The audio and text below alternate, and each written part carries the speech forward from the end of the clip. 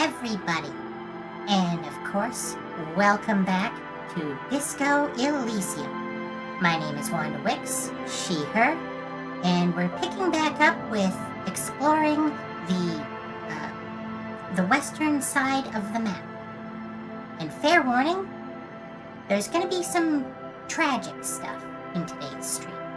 Of course, it's Disco Elysium. That shouldn't come as any surprise. But, heads up. Content warning, content warning. Here we go.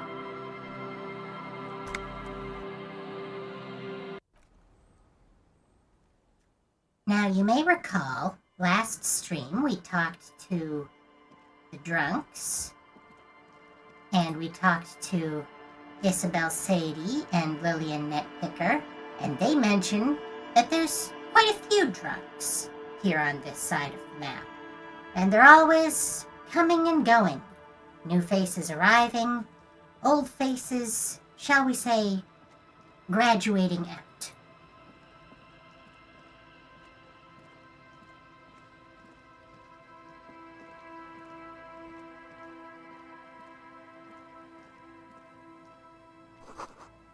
Mazoot. You'll see Mazoot referenced quite a bit.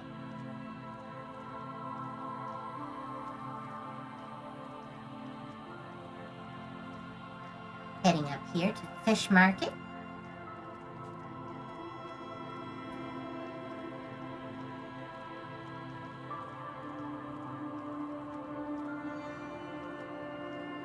Let's look around here. Nope. Vagrants have recently painted the tarp red. Water drips from it. Got these, the Megabino's prescription lenses. Those are going to come in handy with our Wompty Dumpty Dom Center.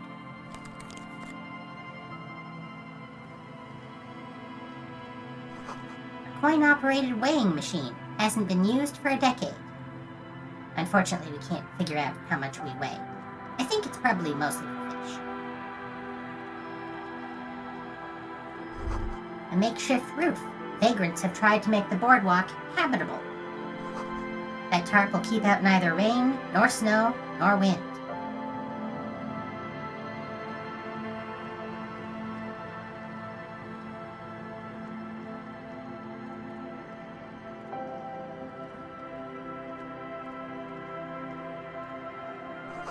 Big wine canister.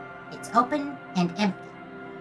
So, quite a few vagrants, it's implied alcoholics, hanging out here in the derelict fish market.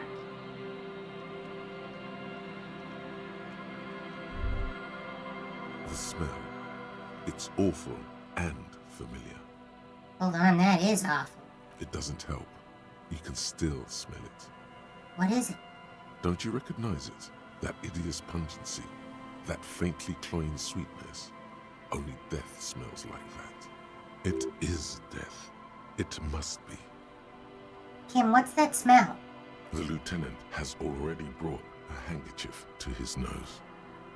The lieutenant presumably carries multiple handkerchiefs, because he already gave us the one after we vomited that one time. Eyes up, detective. Something's not right here.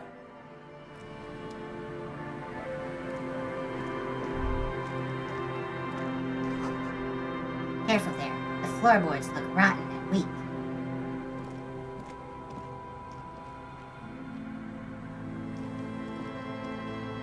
Got another coin-operated viewer here. Been out of order for years. But here is the source of the smell. A man lies on the boardwalk, his limbs bent and neck turned at an unnatural angle. Right next to him is an empty bottle of spirits. In his cramped hand, a chewing gum wrapper. The smell is not as bad as a 2-week-old corpse, but it's definitely heading there. Hold on. The lieutenant squats next to the corpse and examines his face. 2 bulging eyes stare back at him, void of any signs of life. Lividity is faintly pronounced. Whoever this is has been dead for 2 days. No longer. He We need stands to up. investigate. He stands up and shivers as a gust of wind blows through his bomber jacket. And yes, we do need to investigate. This is, in theory, our job. Calm now. Carefully. Just another day. Just another dead body. Breathe. Study the man's clothes. He's wearing mud-caked boots, beige trousers, and an old brown leather jacket with a bright blue lining. There are traces of kebab sauce on his chest. The leather jacket suits him well. It must be custom-made. Search his pockets. You find some sunflower seeds and a rain-soaked library card folded into two. His jacket feels sodden and heavy under your hand. Good. We should take a look at that library card after this is done. This is not a world in which people are compelled to carry identification. Study the man himself. The man has fallen through a crack in the boardwalk and hit his head against the metal bench. Coagulated blood covers his black hair. One of his feet is still dangling through the hole. A bad fall. It might have been dark outside. This place is a minefield in the dark. Examine his face. His expression is dull, like the sea behind him. Drops of water shining on his mustache. His eyes, empty and wide, look frightening in their frozen gaze. Height, 170 to 175 centimeters. Curly hair, stout build. Age, approximately 50 to 60 years. Study the surroundings. There's some dried blood on the metal bench, right where the corpse's head rests. The floorboards are rotten and slippery wet around the hole. An empty bottle lies nearby. A chewing gum wrapper is clutched in his fist. Be very, very careful where you step here. Good tip. Let's examine the man's head. A dried chunk of blood covers the hair at the back of his head. An open wound. It's sticky and cold to your touch. This is what killed him. I don't see any other major wounds, do you? Well, he is fully clothed, so we don't see the entirety of his body. So I'm gonna say, it's hard to say. Seems like the head wound was fatal. It's exactly the shape of the bench. This is true. Step on the floorboards. They screech under your feet ominously. It's hard to say whether the dead man's weight was the cause of the boardwalk to break. It definitely looks fragile. It's worth noting, if it was him and his weight that caused the boards to break, why isn't it breaking under the weight of two other men? I mean, we are moving carefully, but I'll let you know right now, even if you run around back and forth, despite the dialogue, the boards do not break under you. There might possibly be something else going on here. I personally have a theory about what happened to this man, but I'm not going to be able to show you until much later in the game. You see waves churning below. Something cracks beneath your feet. He could have easily disappeared into the sea through that hole, and you would have never found him. Examine the bottle. A .75 liter Tallulah vodka with its cap missing. There's hardly anything left inside. Tear all around us. He looks at two other bottles near the coin-operated viewer, then at your yellow plastic bag. I'd prefer if you didn't collect them this time. It's not proper. Well, fair enough. Continue. True. It feels disrespectful. Let's examine the chewing gum wrapper in his hand. Grabowski spearmint chewing gum. Green leaves on the cover. The man's mouth is half agape from the terror of the fall. Let's look in. The blackness of death. Stench. You think you see white chewing gum too. Confirmed. Nearly the whole pack is there. Solidified on his lower rear teeth. He ate the whole pack, right? It's to cover the smell of alcohol before going home. The worst thing is, I've seen it before. Almost the same scenario, even the chewing gum. It's always the same. Now, this is part of why I think the blow to the head might not necessarily have been what killed him. He's got a whole pack's worth of chewing gum at the back of his throat. If something startled him and knocked the gum back there, he could very easily have been not only drunk and disoriented and off balance, he might have choked to death on it. But again, I can't show you exactly why I think that until much later in the game. Keep it in mind, though. Step back. The entire boardwalk creaks in the wind as you take a step back. Who is this man? Looks like one of the locals. He'd have to know this spot to come here. You don't just walk over here. You look south, the way you came. But that's just a lazy assumption. What do you think? I mean, we came here, but we're detectives who are exploring an area. And video game protagonists who are exploring an area. This is an omen, a sign from above. Don't start drinking again. So our options are, he looks like me. I could have ended up just like him, dead on some empty boardwalk with a bottle next to my corpse. Looks like just another old drunkard to me. Or, I think labeling him as an alcoholic is a bit premature. We don't know anything yet. Obviously, this is yet another mirror of Harry. This is something he could have become. And we will acknowledge it. Well, at least you're not married. The lieutenant points at the ring on the man's left hand, the flesh around it swollen and gray. Or, what if you are? If we aren't wearing our ring. But let's try to not run ahead. For now, all we know is that he's an unidentified middle-aged man found dead on the Martinez boardwalk. What do you think happened here? Death by misadventure. He slipped and fell through the boardwalk. A truly unfortunate accident.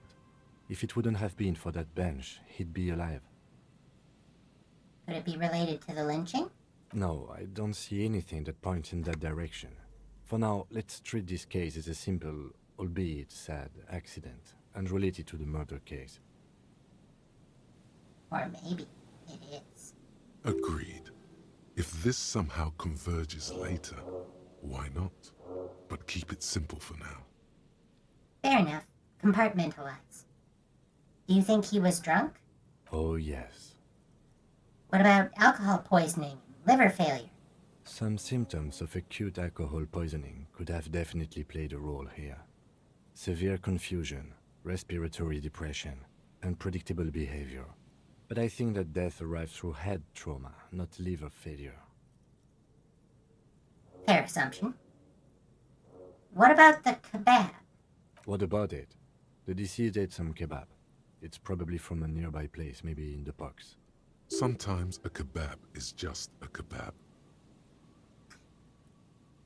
There is a theory among the fan community of Disco Elysium that Harry actually met this man and knew him before he died. After all, he's an alcoholic on this side of the coast, and we know that we quote-unquote partied with idiot Doom Spiral, and also, he ate kebab. We don't know where to get a kebab around here. There's no place around here that sells kebab.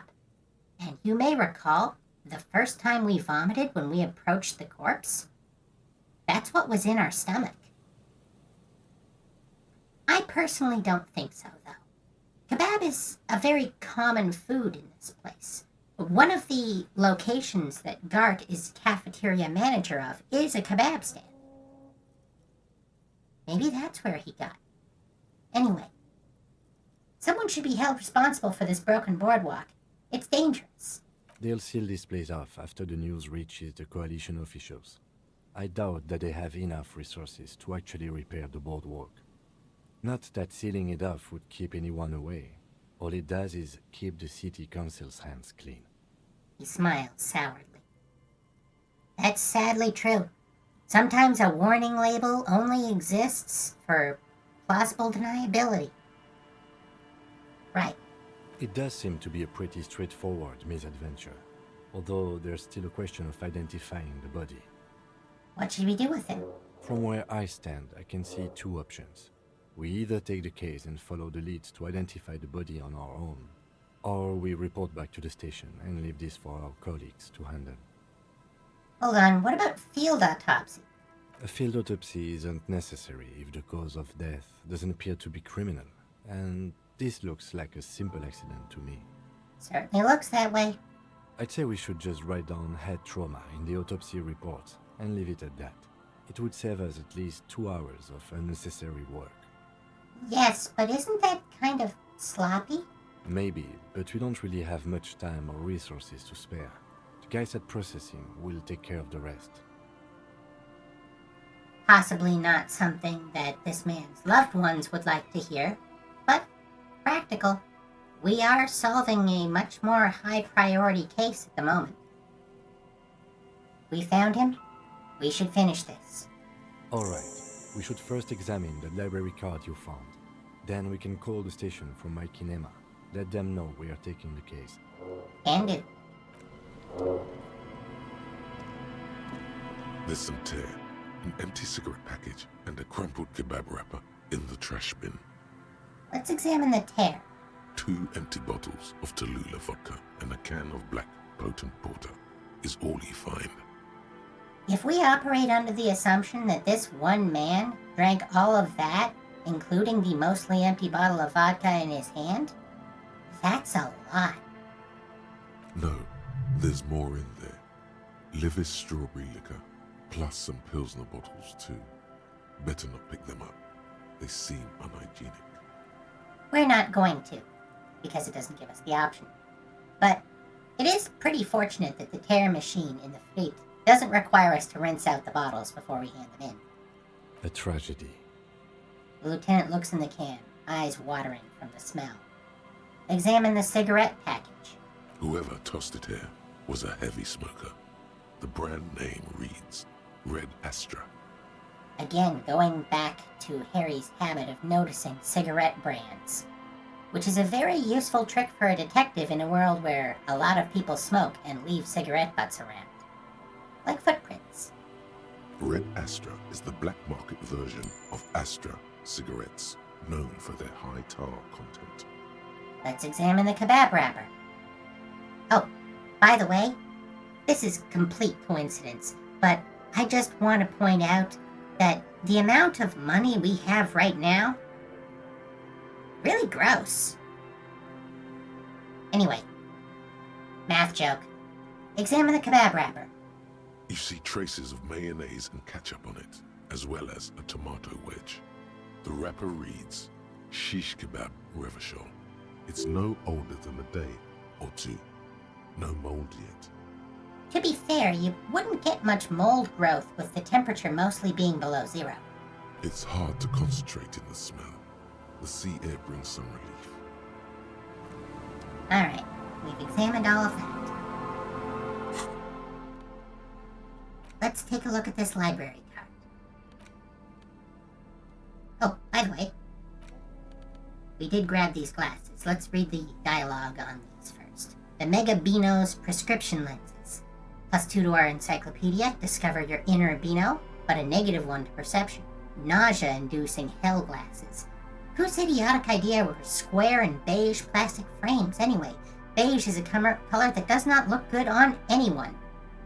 Unless it's pants. Not to mention that seeing the world through these exceedingly thick lenses feels almost nauseating. Alright, now we'll look at the library card. A library card found from a pocket of the dead man in the Martinez boardwalk. It's still slightly damp to the touch. The cover bears the stamp of Jamrock Public Library.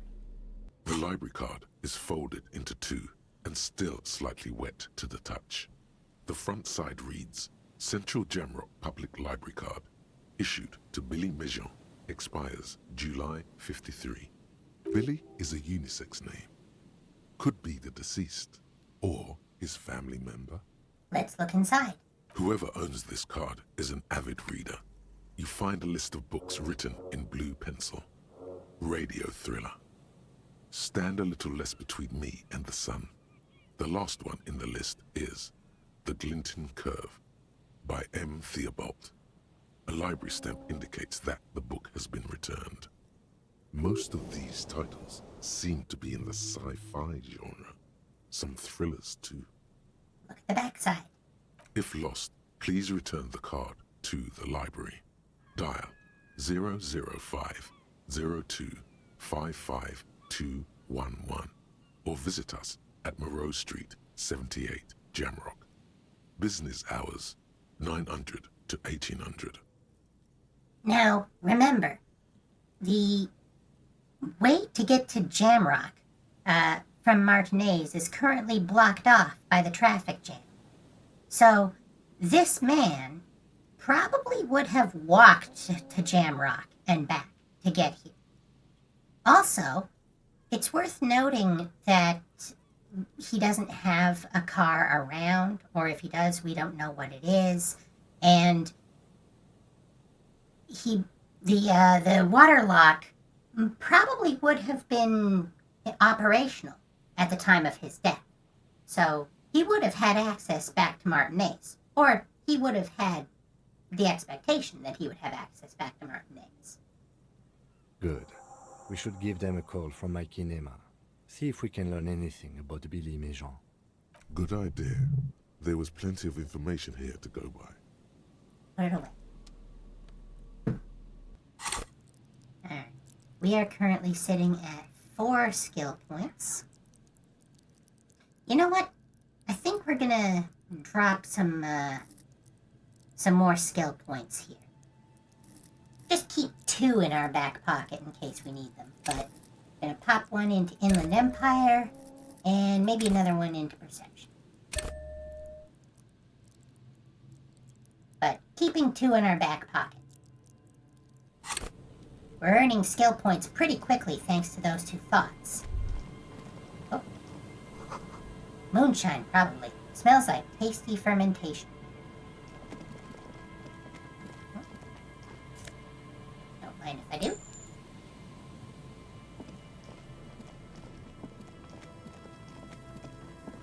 Oh, and there's something in here. Almost missed it. Another postcard. Let's take a look. Huron 33. This one has hell written on its back. It could not be further from the truth. It's the boom years, and Huron, the nicest district in Revachol West, is enjoying a sun-drenched day. Tall and handsome buildings rise from the riverside. Steel, iron, and yellow limestone with cloud shadows sliding on the facades. Well, everyone's entitled to their opinion. Alright. Let's go to the car.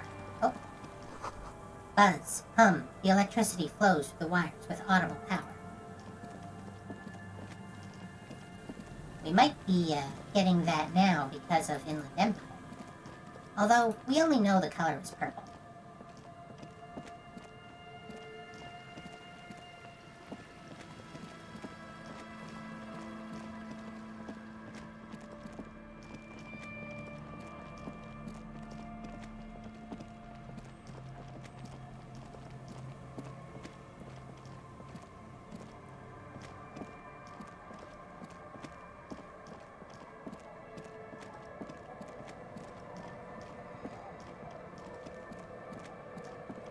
Making Kim take the long way around there. Come on, Kim, catch up.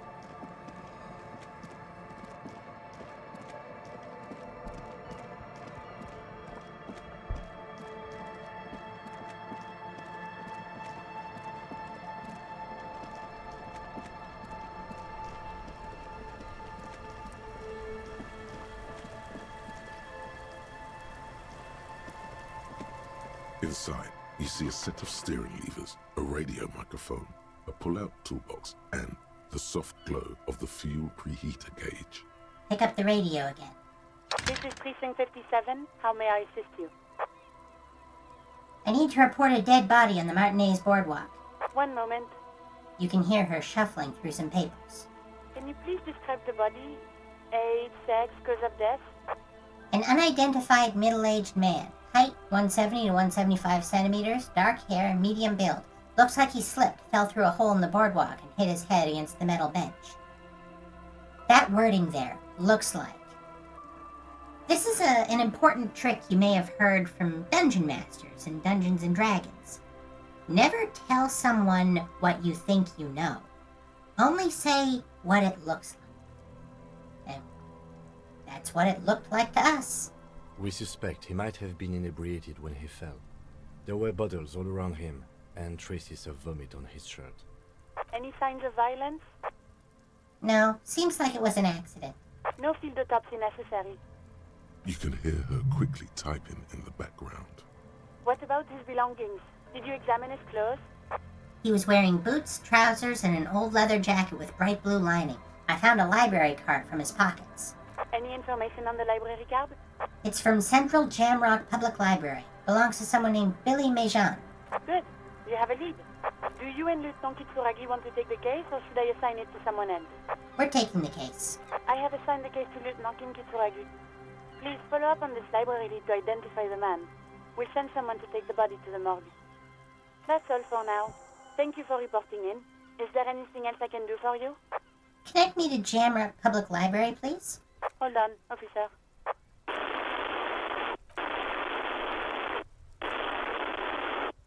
I've got Central Jamrock Public Library on the line, and I've already introduced you to their librarian. Connecting the call in 2, 1. Yes, this is Central Jamrock Public Library here. How can I help you, officer? It's interesting that we have a mental picture of who this man is. Of course, we're from Jamrock. We might actually know him. I'm looking for any information that you can provide on Billy Mejan, a reader. Billy Majon, you said. Give me a moment, I'll have to check our database. He puts down the receiver. On Moreau Drive in central Jamrock, in a darkened hall lit by orange desk lamps far away from the noise outside, a middle-aged man taps commands into an old radio computer. A printout falls on the desk. Behind him, a lonely reader scours some dusty bookshelves, looking for a paperback. Of course, it might not be that we know this librarian. It might be our connection to the city. Yes, hello, are you still there? I found Billy Majon's home address, is that alright? No phone number, unfortunately. They're too poor to have a phone line. Yes, home address is fine. Here we go, sir. Rue de Saint-Ghislain, 33B, apartment number 20. It's in Martinez, I believe. Cape Side Apartments, it says. That's all. That's where the smoker on the balcony lives, isn't it? Do you have any other information on Billy Mejan? It says here that they returned their last book just a few days ago, but I wasn't at work that day. Do you know someone who was? Marie? Marie? Do you remember a reader named Billy Majon? They returned a Tybalt book the other day. You hear someone answer from afar. Maurice, what? A woman yells. Then, yes, okay, if it was the police, she starts explaining something. Yes, it was my colleague Marie. She said that it was Billy's husband who returned the book. He also asked for this new sci-fi release, Lowe's Radio City 87, but we don't have it yet.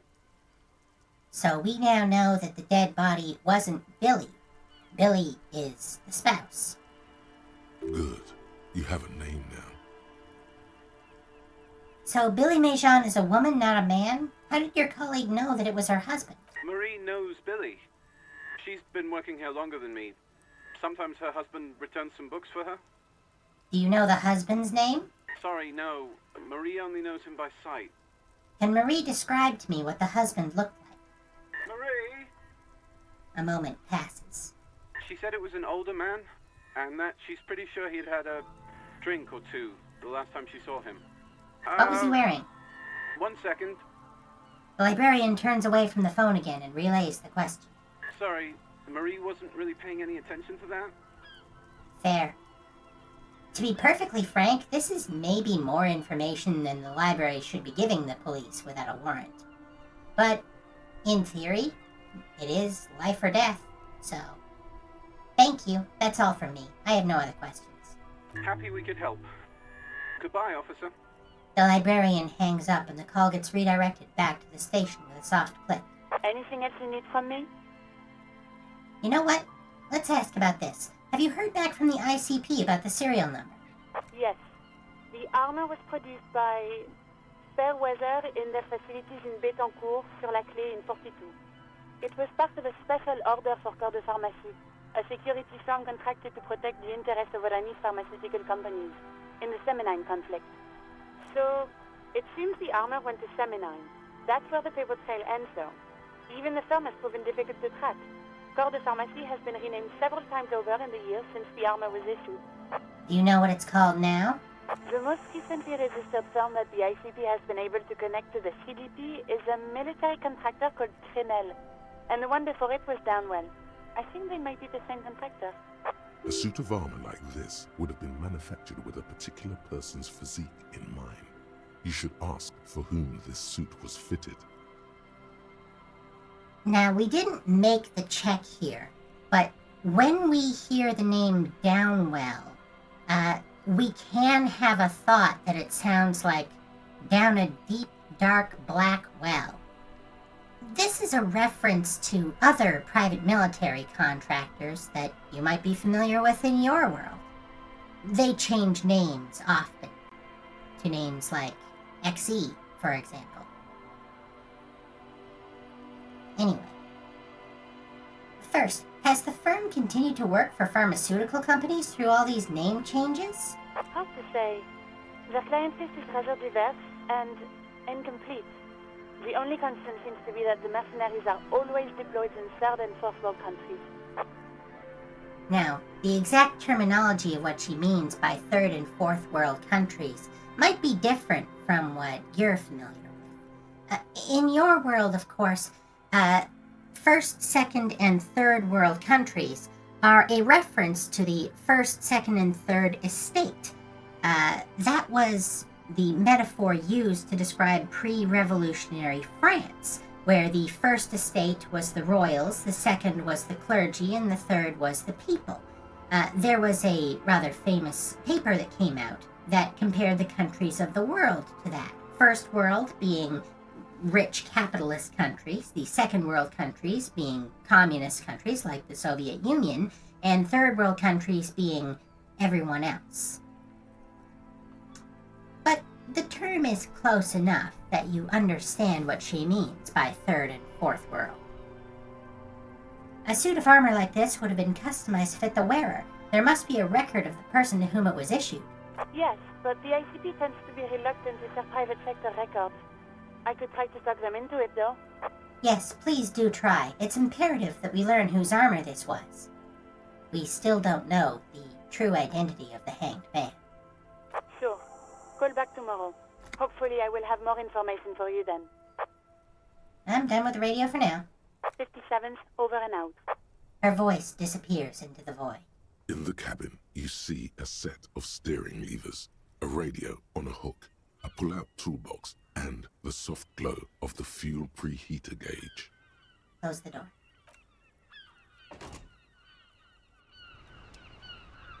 Alright. So we're gonna go talk to Billy Majon, now that we know her address. Let her know that we found her husband's body.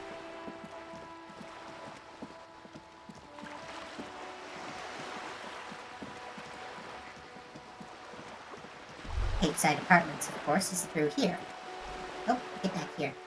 Orbs are 1 XP each. I don't want to miss a single one. The sea breeze carries more than salt. Meat. Not rotten. Not fresh. Real. Someone's cooking. Somewhere, life goes on.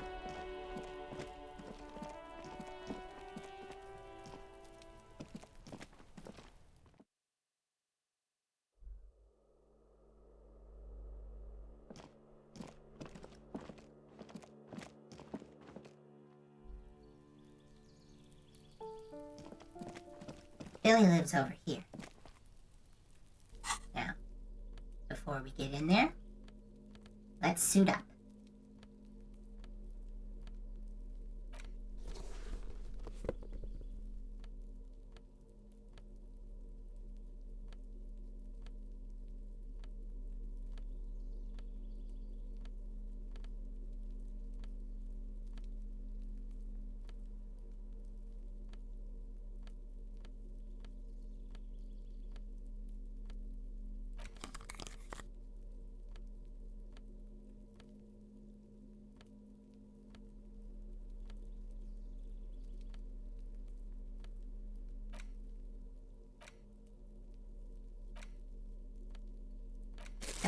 those.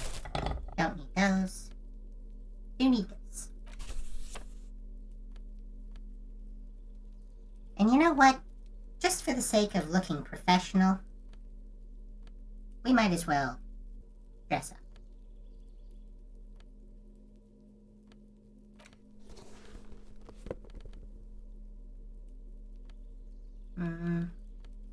Let's actually look like a cop.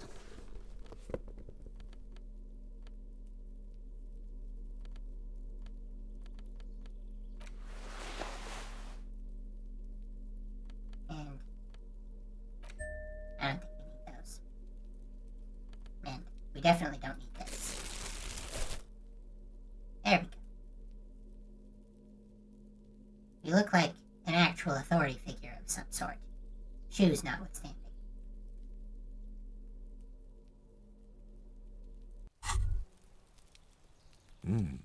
These are some wonderfully regular pants. Not too tight, not too loose, moderate in every sense. You'll blend right in at some pleasant dinner party. Oh, I forgot we hadn't worn these pants yet. These pants are, of course, associated with a political ideology rather than a skill boost. I like regular, normal things. I know you do. These inter-Isolari pants are like wearing a perfect compromise in your nether regions. No one will call the moral intern on you like this, that's for sure. You're a little more moralist now, buddy. A little more normal, even if you didn't want to be. Makes sense. This is what wearing boring office trousers does to you. Now we know. Hey, by the way, since it mentioned it, let's take a look at our stats. So right now, Superstar 8, Apocalypse Cop 4, Sorry Cop 8, Boring Cop 3. So we haven't quite hit the threshold for boring yet, but that's fine. Boring is boring. Communist is at 24. And once again, I'm trying to get us to 30. So hopefully we can find 6 more communist things to say. Fascist at 6, ultra-liberal at 5, moralist at 6. Good cop, bad cop, which I will remind you is our relationship with Kim, is at 18, although we don't know how much of that is good and how much of that is bad. Our honor is only at 1. People killed 3, cases solved 216, years in service 18. And it should be noted that although this is technically a case we're doing right now and we are going to complete it, that total is not going to go up because Alice assigned the case to Kim.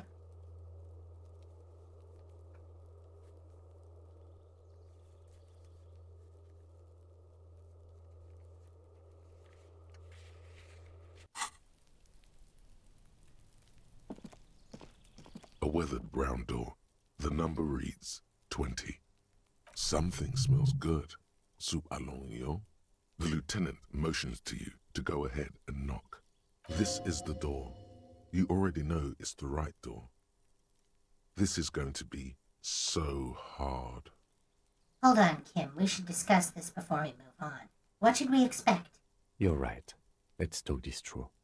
He looks at the apartment door and lowers his voice a bit. You hear light footsteps passing by the door and some folk music playing on the radio. We have our first preliminary identification. In all likelihood, the deceased is the husband of Billy Méjean. We need to confirm this, as well as deliver the death notification to Billy herself. Now, this is key.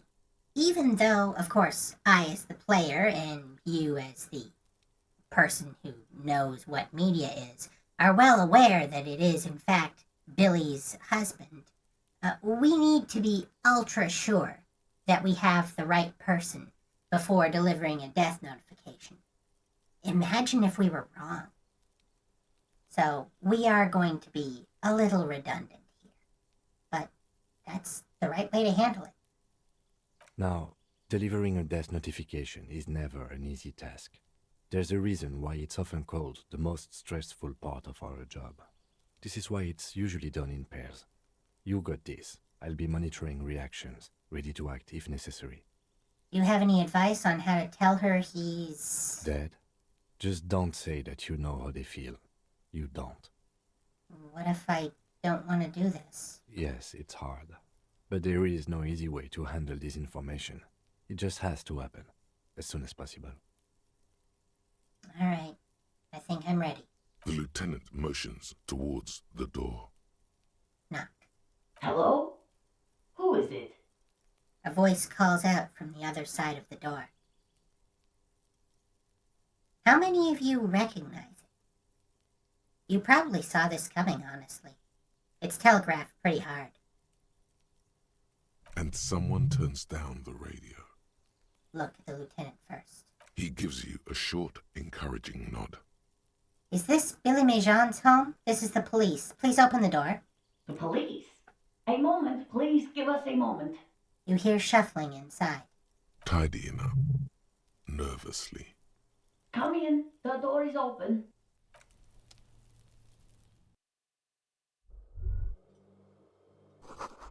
Don't run, okay? Take it slow when exploring the apartment. Be respectful. I do like that, although the game knows that we are a video game player, and as such, yes, we're going to walk around and explore everything, we really should be sensitive about this. You know, roleplay a little bit. An empty pack of red Astra cigarettes hidden under the bed. The same brand of cigarettes you found in the trash next to the deceased. And we know it's a fairly rare because it mentioned that they're black market. Windows covered in old newspaper clippings. Can't they afford curtains?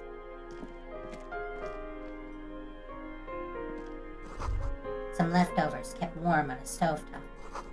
Smells like buckwheat and onions in here. Packages of humanitarian aid macaroni. We saw that humanitarian aid macaroni, by the way, in the supplies that Siling took from his truck. This is a place in the world that receives humanitarian aid.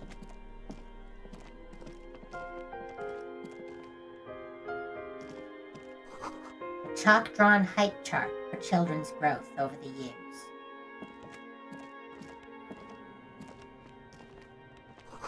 A textbook for high school, mathematics, trigonometry mostly. Clock is ticking away with an odd cheerfulness. Its ticking makes you anxious, rings hollow in the room. Posters of contemporary pop stars adorn the walls. Unlike the apartment with the smoker on the balcony and his Sunday friend, there's no loot to gather here. It would be inappropriate, much like collecting the tear around the body. It's you from the bookstand. Did you come to bring my cockatoo back? She smiles nervously before the smile vanishes from her face. This is Billy Méjean. You may remember we hugged her for the working class before we even really knew why. I don't think I introduced myself properly. I'm Billy. Would you like something to drink? Tea? Lemonade? We're out of coffee. The lieutenant has taken off his foggy glasses and is busy cleaning them in his handkerchief for now. You're on your own here. Condensation from stepping inside. Thanks, but I'm all right. Is this about Victor, my husband? Is he in some kind of trouble again? I can come pick him up in the station if that's what. She stops, her eyes trying to read answers from your face. No, this is something much worse. Is he in a hospital? How bad is it? How about some small talk before you break the news? No, Rhetoric. I don't think we're gonna say, so how have you been? Let's get right to the point. You live here with Victor, your husband, right? It's me, Victor, and the kids here. We have 2 daughters, Jenny and Jolie. How old are your daughters? Jolie is 16 and Jenny is turning 18 next month. And where is everybody? I don't see anyone home. The girls are staying at their friend's place tonight. And Victor is out. She swallows visibly. Out where? He has a problem with drinking, and so he disappears every now and then. He's probably in the parks drinking with his friends.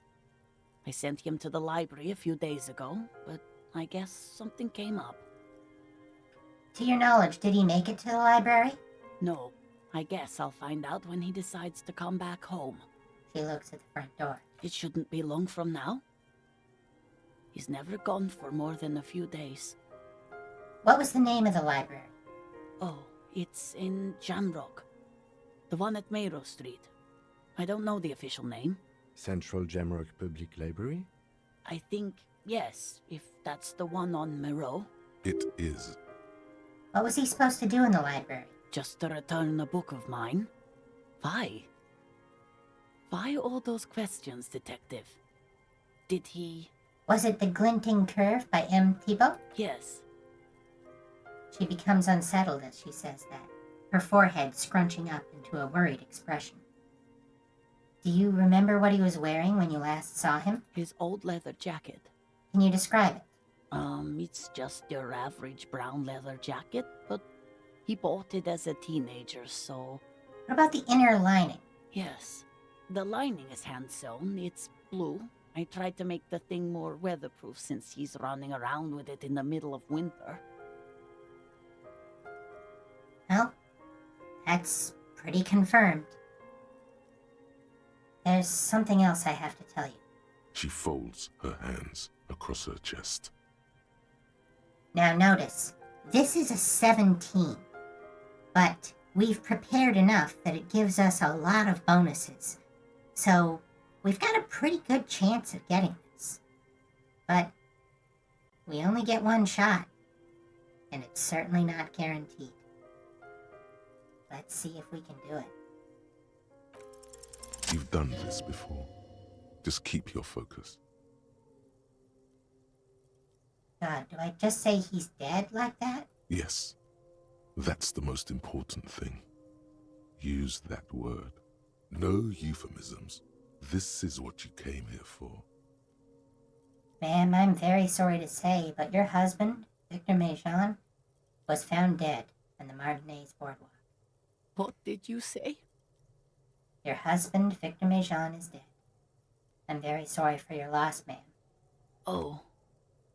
She touches her neck, her eyes pale like pearls in seawater. Oh. But he was just... She looks at the kitchen table, where 2 cigarette butts are still in the tray. But he was just here.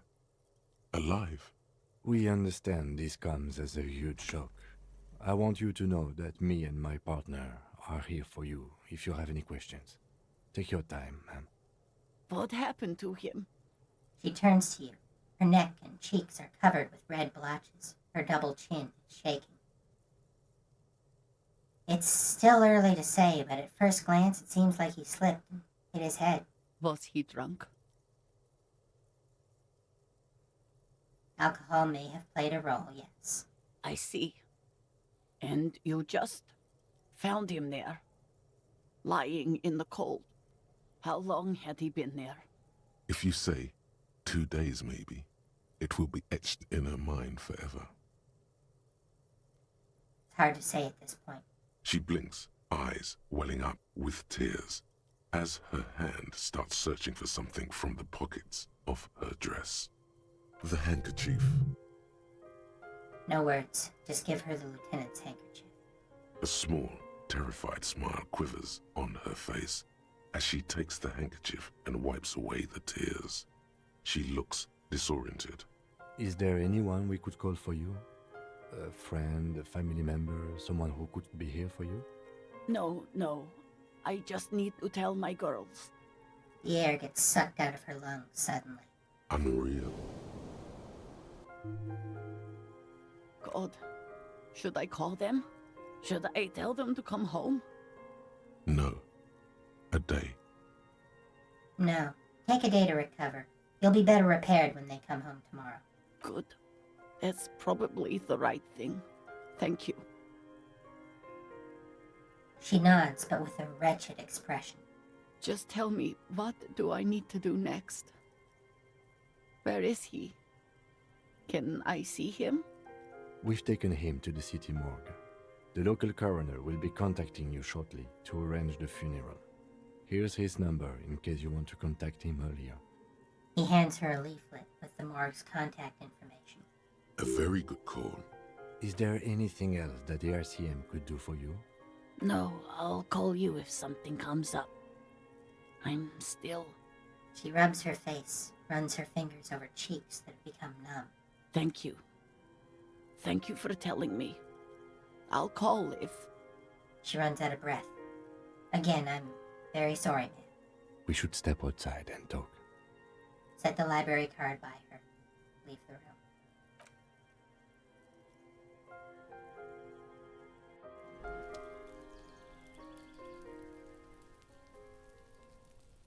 You did well. The lieutenant says as soon as you've left the apartment. The balcony feels cool and quiet, with a stunning view over the district. What now? I'll call the station when we're finished with the day, and let them know the name of the deceased. That's it? That's it. We should get back to our case now that our duty here is done. What about Billy and her kids? They'll manage. Right. This is closed then. Let's go.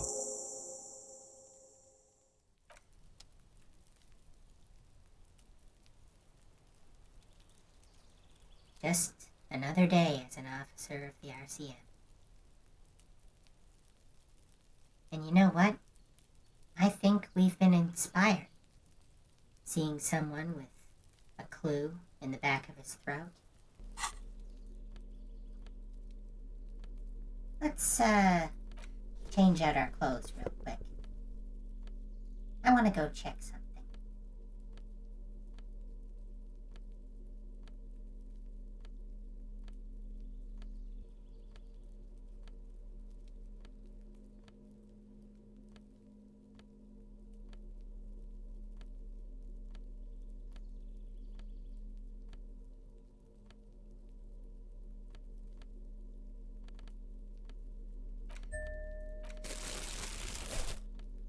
No, that's gonna be it.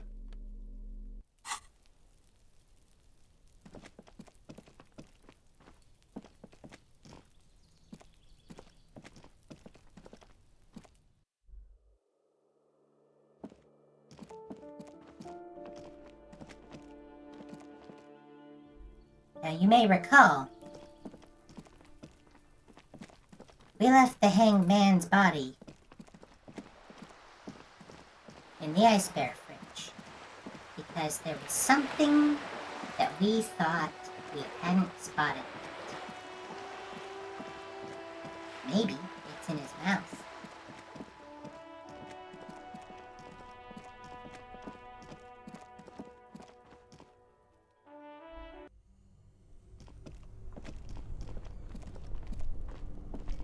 Let's have a look. Oh, up this way, come on. The bear's eyes are still glowing red.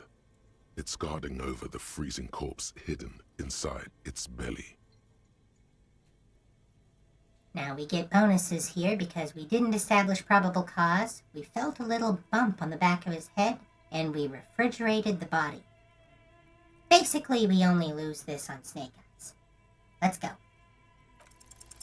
Your arms reach out and your eyes close, as if by their own volition. It's dark all around. You feel cold, slippery flesh, first with your fingertips, then under the palm of your hand. What is this?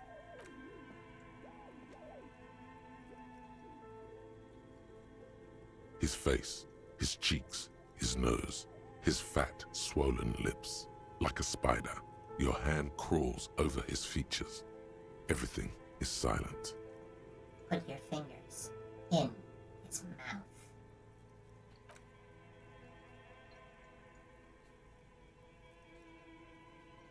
The oral cavity is cold and moist. A ball-like tongue attaches itself to the base of the mouth, lolling around like a scallop. I suppose I shouldn't have to say this, but Heads up, this is gross. Oh, I'm tiny. Hang on. There we go. Not sure what happened there. Sorry about that. You're on the right track. Play with it. This feels right. The tongue moves freely in the cavity. The mucus of the mouth is slippery, delicate to touch. From the soft meat, teeth are budding. Hard pearls of bone in the gums and in the back of the mouth. Can you feel it? You're so close. Rip his jaws open now. Look in. Open your eyes and look. A vision of black and dark red death, pried open by your naked hands and studded with teeth. Looks like he's laughing. Death fumes rising from the throat, and there, in the back of his mouth, above the bell of the uvula, right in the soft palate, you see a hole, barely visible to the human eye. It is swollen shut, almost vanished. No larger than 0.4 centimeters in radius, the edges appear darkened. An abrasion collar. This is what we're after. Say, abrasion collar. Abrasion collar. The lieutenant looks in. There's a pen in his hand. His notebook is open at the copy paper.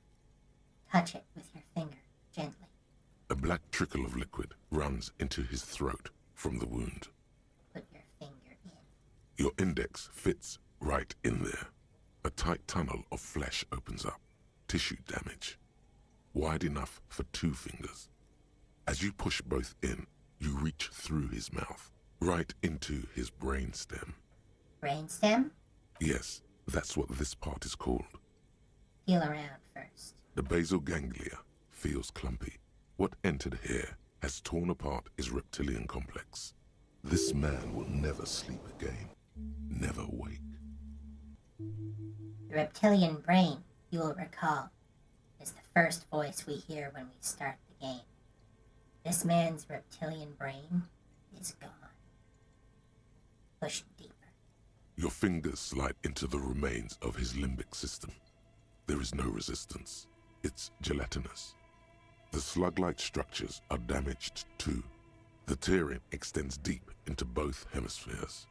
This is what he used to regulate his emotions with. The limbic system, the second voice we heard. The ululations of the limbic system have ended. All is quiet. There's a cavity cut right between the hemispheres. The lieutenant answers with the sound of his pen on paper. Push deeper. Your fingers are all the way in now, reaching toward the inside of his skull. The cavity goes further, but the entry wound isn't wide enough for the rest of your hand to follow. Wriggle in. Your fingers reach toward his skull. His cerebral cortex feels like jelly. Cold jelly.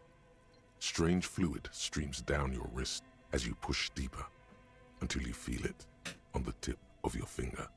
Sharp, serrated material. The edges cut right into your skin. I feel a solid object right under the skull. Can you get to it? He searches his pockets for something. Inspect the skull first. There's a tiny crack. A protrusion in the cranium. Right in the back of his head. Your finger must be pointing straight at it. From the inside. The object that is in there stops just short of the skull, in the encephalus, knocking this tiny fracture into the cranium. This is the irregularity you felt before. The one that was too tiny to register consciously. We have the makings of a very small exit wound here. The lieutenant leans closer. Fish it out.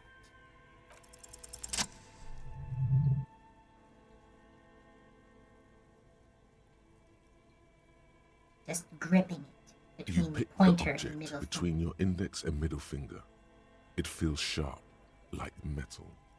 With your face twisting from pain and concentration, all you need to do is just... I got it. Good. The fridge in the background buzzes with excitement. Slowly pull your fingers out. The inside of the head feels cold and smooth, like a glove. Sweat dripping down your brow. Careful not to lose the prize. between your fingers. With a plop, your hand emerges from the mouth, covered in blood up to the wrist. Between your fingers, a small flower, a blossom made of lead. A bullet. The lieutenant puts a small bag marked evidence under it. Drop it in. The bullet falls in the bag, leaving a smattering of blood on the plastic. He raises the bag under his eyes and says, A non-caliber. Rifled. Some kind of brittle alloy. Fractured on impact. By the way, in case you're unfamiliar with firearms, the term rifled refers to a spiral on the inside of a gun barrel. It adds stability to a projectile in flight, like putting a spiral on a football when you throw it. Can I have it? Of course. You've earned it. The lieutenant drops the bag in your bloody hand. It feels light. We need to add an item to the injury list. Injury number 4. Oval entry wound with an abrasion color. Soft palate, back of mouth. High velocity. Temporary cavity in brain tissue. Small exit wound on the occiput. How does that sound? Sounds about right. Opinion, fatal injury. Goddamn right. And one last thing. We can now fill in injury number 3. Ligament mark. Opinion, non-fatal. Post-mortem. Treatment. he's proposing the bullet was the real cause of death, and the hanging an attempt to conceal this fact. The ligament mark, the fractured hyoid bone, it was all treatment. Yes, and the belt around his neck, the hanging, even dragging him to the yard. All of it was done after this man was already dead. Dead? Dabadoop? Dead. Agree. I have had my doubts since you showed me the tracks. Why did they carry him over? Why not march him, I thought. There was no satisfying explanation. There have been other signs too. Small things. We were right not to assign hanging as cause of death, as the perpetrators expected we would. No such luck for them. You will remember, the body was carried over by one person, held upright to maintain lividity. There is, of course, the very real possibility he was both shot and hanged. I think I need to wash myself. Oh, you really do. I am glad to hear you say that. Your room in the Whirling in Rags should come with a bathroom. Be sure to make use of it in the evening. Despite the fact that we just got a free room, we will be making one more use of our hotel room. At least, one more use of it. You know, at this stage in the investigation. Why would anyone do this? To hide something. The real killer? The real motivation? What really happened here? Who would do this? That's for us to find out. But this, it will make finding them just a little easier. Maybe they just shot him while they hanged him? To put him out of his misery? It's possible, but it doesn't explain all the other dubious things here. Lack of struggle, primarily. I may be intellectually sloppy, but I prefer one theory at a time. And this just smacks of treatment to me. Maybe the bullet holds more answers. Yes, we should take a closer look at it. I am certain it has more to tell us. This little thing could reveal much about the weapon that shot it. What happens next? We bag the corpse and carry him to the holding pen of my kinema. I can transport him to processing myself, but I will be gone for the rest of the day. You'll be gone? What should I do in the meanwhile? Work on the case. Tend to personal matters. Try not to do anything too dangerous. An officer needs backup in a neighborhood like this. I'll leave that choice to you. And one more thing. Great work, detective. You know what? I'm not gonna let him take the body just yet. I want Kim around for the next bit. Close the door.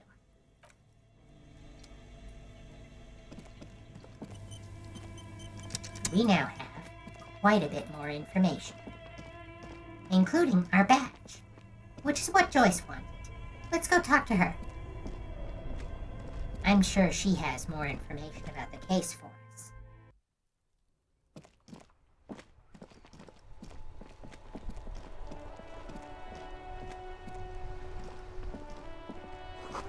something down there. Yeah, we know.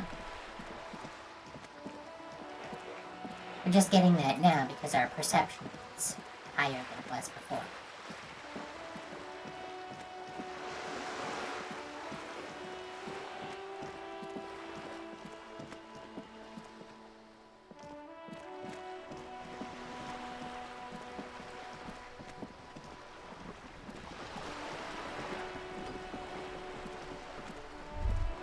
You're back.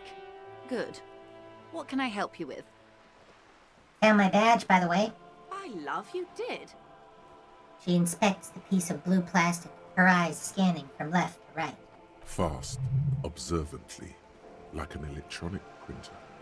She is memorizing your badge number.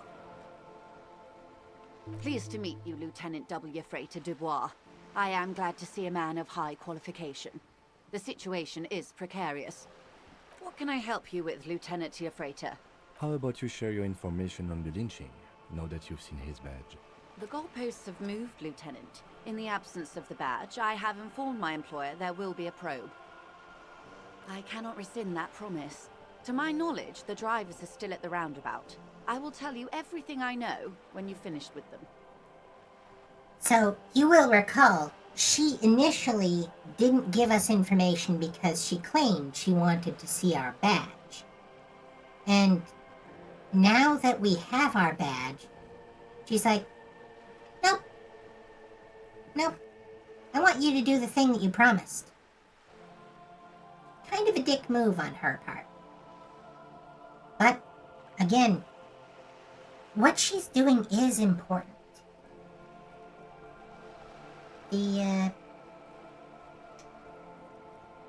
The traffic jam, she doesn't want that to be for nothing. I guess I get it. But still, what the hell, lady? This was your plan all along. My plan is to share information. The only way to do that now is by telling my employers you've kept your end, which I hope you will, because let me tell you, we are in dire waters. Indeed. Meaning, the information she has will raise the stakes in this game. Boy, will it ever. The sooner the probe is finished, the sooner I can share crucial information with you.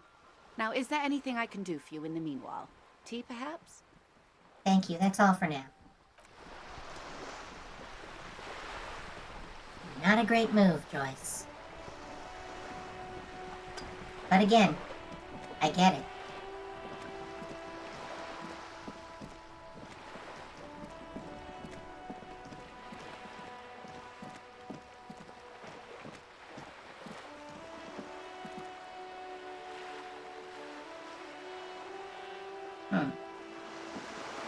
You know what?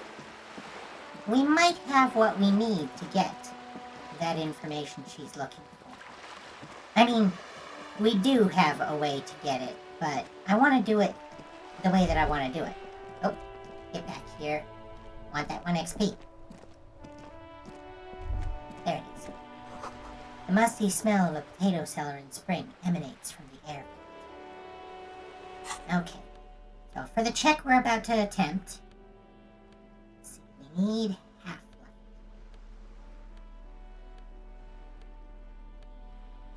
Not that.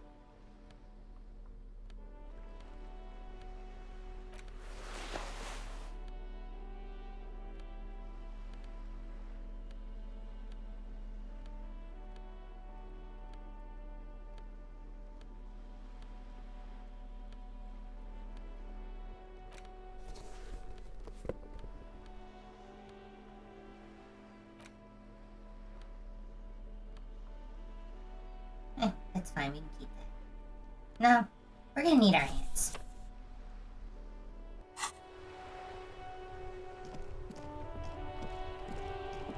To be perfectly frank, not likely, but it is a white check, so we've got a couple of shots at it.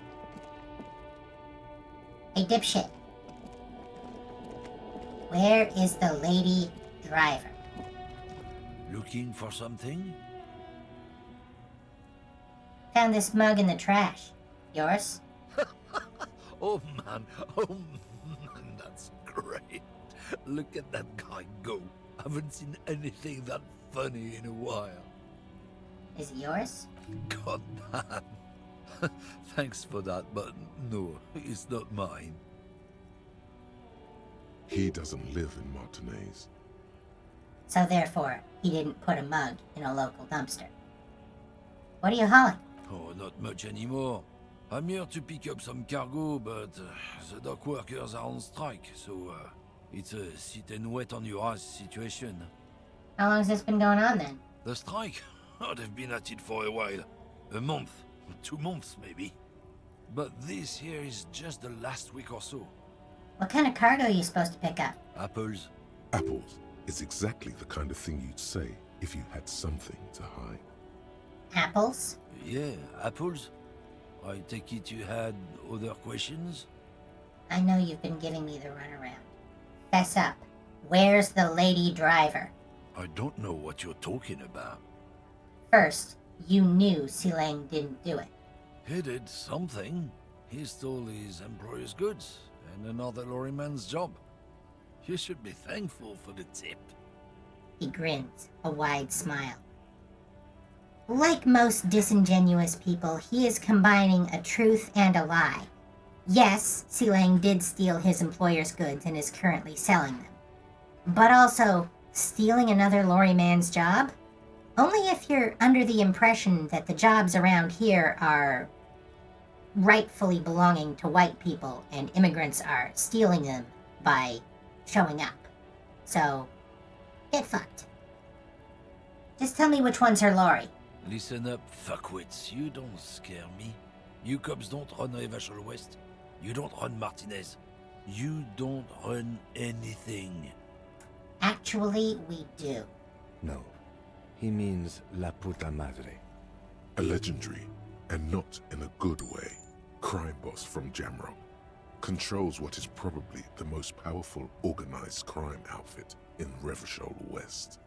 I probably don't need to mention this, but La Puta Madre in Spanish, or Mesque in this context, is the whore mother. Weird name for a gang leader, but I guess I get it. It's badass in its own way. Yeah, him. Cross your arms and nod. Then I presume you are familiar with his peonies. Kim's about to do something here. I kind of like his move. Yeah, they're his little bitches. He's got them all over the unions. Not just the unions. He has peonies everywhere. Some say he even has them in the RCM. Dirty fucking peonies who'd do anything for him. Multi-ethnic drug addicts. The lieutenant adopts a rodentine quality. Be cool, sire. He's getting into this. Drama lets us know that Kim is attempting a drama check of his own. And if this guy has really bought into his whole thing about other races being dirty or scary, why not play into it? Say nothing. You're not peonies. You wouldn't be investigating a drug thing if you were. No, of course not. We are not peonies. But if we were, and one of Madre's drivers were to be stealing from him, then it's a good peony's job to find out who that is. He's surprisingly good at this. Not bad at all. Look at him lurching. It's not a hard job. It won't take a long time. It won't make Padre Madre angry. But a stupid fucking racist is standing in the way, protecting this fucking thief. I'm not scared of you or the mob. I'm under the protection of the Lorrymen and Carters Guild. You've seen that corpse in the ceramic armor there. Did his shitty little guild protect him? Nah, you wouldn't just leave him out there if you... He tries to light a fresh cigarette, but his hands are shaking now. The sentence simply ends. The lieutenant turns and gives you a barely perceptible nod. Be careful. This man's still got some fight in him, by the looks of it. It won't be easy to break him. So here's our half-life check. We have a +3 to it. Kim's bluffing, and he saw us snooping in his cabin. We're dressed for it. The odds are better than 50-50. Let's give it a shot. I will remind you, We can put a point in Half-Light and try us again, but only once. Men like this only respect two things: strength and fear. Show me her lorry right fucking now! The lady driver's lorry! Where is it? Fuck you, I told you. I'm not gonna... Like I said, we wanted our hands free. There. His voice grows smaller as yours. So we've got a bunch of options. I'm gonna fuck you for the rest of my life, you understand? I'm gonna put you in a cell with a giant kip. You're gonna be bleeding kip dick, you hear me? I've been to your fucking lorry. I know where it is. I'm gonna burn it down, you hear me? What's your name, fuckhead? I'm gonna go police radio say this guy told Madre to fuck off. This is the real threat. Madre. Look, fuck you, man. It's some lorry down there. Green, banged up thing. I don't fucking know who she is. When did she go away? I don't know. I don't even know her name. She just rolls with the fleet and acts like a big shot. Some dyke, probably. I haven't even seen her for days. Where exactly is her lorry? Past the monument. Down there. The Green Temple. Now, leave me the fuck alone, okay? A small temple by the monument. Green. Let's get into that lorry. Okay. Mission accomplished. Right. I'm going. Let's go have a look. Again, this is one of those things that, even though I, the player, knew where it was, we don't get the option to click on it until Harry knows where it is. And here it is. This screen found, A to Z, contemporary, is parked in the shadow of the ruins looming overhead. It's seen better days. This must be the one he told us about. Unless he was lying. The lieutenant peeks inside. Try to peek in the window. The glass on the side windows is tinted and covered with dust. You can barely make out the shape of a seat and two steering levers. Posters cover the small windows in the back. You can't make out what's on them. Try the door handle. The door is locked. The handle looks shiny, like it's recently replaced. There's no pick in this lock. The owner has put special care into it. It's a recessed design. How are we gonna get this open, Kim? Use the pry bar to smash the window. Open it from the inside. Really? This has been hard enough. No need to make it any harder. Alright. Well, let's get suited up. Obviously, we need pry bar. And physical instrument.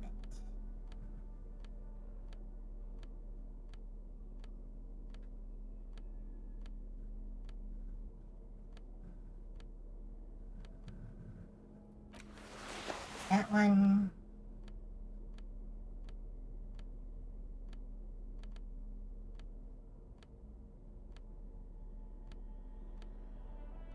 Oh, that's it. This screen found, A to Z, contemporary, is parked Still in the not shadow great of the odds. ruins looming overhead. It's seen better days. Fortunately, we can retry it. With a firm grip, you But we raise don't the need to. pry bar, a glint of light catching on the tip.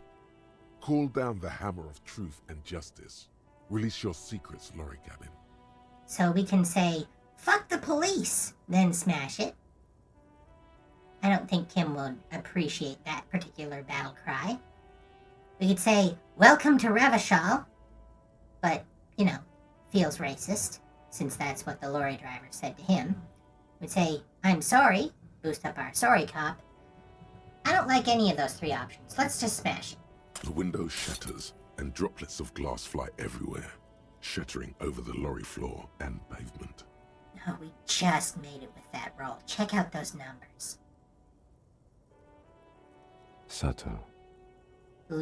Says Lieutenant, sticks his hand in the window like a common car thief, then opens it. The smell of cigarettes and perfume welcomes you. The cabin inside is plastered with old movie posters, Actresses smile from the walls. There's a radio transmitter in the front and a toolbox tucked under the driver's seat. Some tools lie scattered near the pedals. There's something odd about the passenger seat. The seating fabric has been pulled tight over the lower side of the seat where the toolbox should be. Admire the posters. These are movie posters featuring starlets from long-forgotten films from the 20s, the teens, even the 90s of the last century. One of them particularly catches your eye, a centerfold of an ingenue attached right above the back seat. There's definitely perfume in the air. It's spicy, with a hint of amberette, wafting through the bitter air of the cabin. Stop and wonder, what's that smell? The remnants of a sweet juniper-scented perfume, probably grenade number 5. A useful skill to have as a detective. Study the centerfold. The actress is draped in a sheath dress, one of her shoulders bared. The faded remains of an autograph run across the poster. She's looking past the camera. This is Tip Tijon, a starlet from the dawn of cinematography, less known for her talent than her tragic, untimely death. What happened to her? She wasted away in a drug den called the Door to the River, not far from here on Boogie Street, a mixture of cocaine and morphine. She was afraid of the world, and the camera, too. Enough of the posters. The actresses and the rear actor all smile you a warm goodbye. A radio transmitter is attached to the dashboard, and a toolbox sits under the driver's seat. The owner of this truck, well, the racist wasn't wrong when he called her the D word. Or at least, she prefers the ladies. Aesthetically. Examine the radio. Looks like the frequency dial is absent. It requires a key to work, but the key has been removed, likely by the missing lady driver. Strange. There are so many radio stations saved here. Must be over 100 at least. It has to be an advanced model to fit so many frequencies next to each other without blending them together. What about the Speed Freaks FM? Is that one of the saved stations here? You'll recall, that's Kim's saved station. No, that's on 78.9. Raise her eyebrows. What? I happen to have committed the frequency to memory. I have no problem admitting that. Why would anyone need so many radio stations? For contacting an entire fleet of lorrymen, for example. This is all shortwave, UW and UKV. Looks like we are dealing with an impressive organizational tool. The nerve center of a huge operation, with quite a range too. A 20-kilometer radius at least, perhaps extended by an attachable antenna that's not here right now. Is there anything we can do with the radio? Doesn't look like it. It's completely inoperable without a dial key. What else is here? The ghostly actresses, and the rusty toolbox under the driver's seat, and the oddly bulging seat cover. Check the pedals. You wedge yourself under the steering wheel to get a better look. Seems like the few tools lying around here, a hammer, a pair of pliers, a rusty wrench, have been casually thrown there by the disorganized driver. But one odd detail does catch your eye. A piece of sandpaper has been glued to the throttle. Sandpaper adds extra grip. Looks like the driver has glued a piece of sandpaper to the throttle to offer some extra grip. Sandpaper? A novel technique? The sandpaper would also rub off the pattern from the driver's right boot sole. Yes? One of the footprints at the crime scene had an aberration. One sole was smoother than the other. Which means that the missing lady driver was present at the lynching. The lieutenant's eyes light up behind his prescription lens. The missing 8th Hardy? Here? Looks like her, yes. And she's also the one running the drug trade. What a handful. Now we know for certain who's the missing 8th person at the lynching.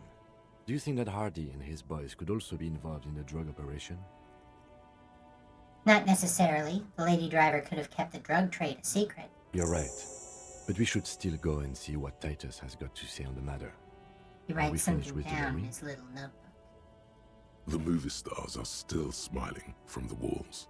The radio transmitter sits on the center console, and a faint smell of perfume is in the air. We're not done. Peel off the cover on the passenger seat. Voila! A stack of neatly folded papers has been stashed behind the seating fabric. You see 3 maps depicting a large metropolitan area. It's Revachol. Some of its routes and highways have been outlined with a pen. Bonne prise. The lieutenant commends you as you shift through the treasure, well worn and folded into neat squares. Fold open the topmost map. This large map displays the elevated motorway called 881. The intake leading to Martinez is marked with a blue X. There's another X on the off-ramp at a place called the Old South. Toll booths at the intakes are marked with a circle. It looks like there are scant few ways of getting onto the elevated motorway that runs over Jamrock, and this person knows them all. There, hundreds of thousands of motor carriages roar on the 881, high above the mess of brown and red roofs that is Jamrock. The commuters don't even look down. The world ceases to exist outside the windshield. Where does the road lead? To Couron, through the middle-income neighborhoods there, by the river, and then to Stella Maris and La Delta for work, while the men and women of Jamrock scuttle to their fates below the road. Fold open the second map. This municipal map from the 30s displays a complex system of storm sewers underneath a sub-district called the Pox, old military hospital, right adjacent to the 41st precinct. No storm will ever drown Revachol, the great solution to the riddle of history. Wind rips through the empty hallways of the once great military hospital, now just a ruin under an overgrown park. Beneath the hospital, great sewer tunnels hum and vibrate with life of their own. What is that sound? The rattle of motor carriages and lorries driving through long-forgotten tunnels, lit by gaslights. Look at the third map. The final map displays a labyrinth of service tunnels left over from the construction of Motorway 881. A few routes have been marked with a pen, where the tunnels and sewers surface near the eminent domain and a traffic island in central Jamrock by the lake. These service tunnels were probably used during the construction of the foundation beneath the motorway. Despite the cold, figures move about cloaked in shadow, their breath escaping in white clouds that fade into the darkness. Wherever you look, the night gives cover to her messengers. Where are they going? They travel from eminent domain to perdition and onto the main, over the River Esperance, on Route 881 to the Old South. The exit ramp is supposed to be shut down, but there's much activity. The road spreads like the tentacles of a great octopus. Looks like the smugglers have infiltrated the road network belonging to East Motor Tract. The smugglers have infiltrated the motor tract. So it would seem. The lieutenant examines the maps with a furrowed brow. The RCM patrols most of these auxiliary roads, though apparently not all of them. Where does the contraband end up? Hard to say. This distribution network looks certainly large, yet still vague enough. It doesn't reveal much about the Besmerti behind it. Besmerti? That sounds vaguely familiar. The Besmerti is a Revacholian crime syndicate. They see themselves as the inheritors of the 14 Revacholian Indo-tribes, but really they're just violent gangs vying for control on the west side of Revachol. With cool names like La Puta Madre and Aura Masta. It's a dark parody. Who do you think is behind this? It's definitely not the Union. They just do some logistics. This operation has spread everywhere in Jamrock. If it's that widespread, then Madre remains the most likely suspect. Here's bad news. There have been attempts at a serious investigation before, but they haven't ended well for those involved. Whoever this is, maybe they really run Jamrock. Return the stack of papers under the seat. Best not to disturb the scene. I'll have forensics go over the lorry and pick these up later. The stack of maps looks just like before, barely noticeable. The movie stars look silently by, and the pull-out toolbox has a rubber handle, worn from years of use. Let's pull it out. A metallic drawer slides out from the seat. It's empty, except for a folded newspaper. The lady driver doesn't put her tools in her toolbox. She leaves them scattered around. Unfold the newspaper. It's an issue of Peripherique from last Wednesday. A piece of paper falls out from its pages. Pick up the note. It looks like an article ripped out from a radio enthusiast magazine. Complex mathematical equations explain the basics of something called the Ulan frequency system. The Ulan frequency system? I've never heard of that before. I know of FM, AM, UKV, but... His thought trails off. Push in the pull-out toolbox. The pull-out toolbox slides back into its nest. The rest is as it was. Posters, a radio, dust on the windows. So we're beginning to develop a picture of the lady driver. She runs drugs and drug ingredients out of Martinez into Jamrock. She's very well connected as the nerve center of a smuggling operation. She probably works for La Puta Madre. And right now, she's on the run. Also, she was likely present at the fake lynching alongside the Hardy Boys. This is getting more and more complex. He closed the rusty old lorry door. Great. I think we got everything. A word, detective? Before we return to Joyce?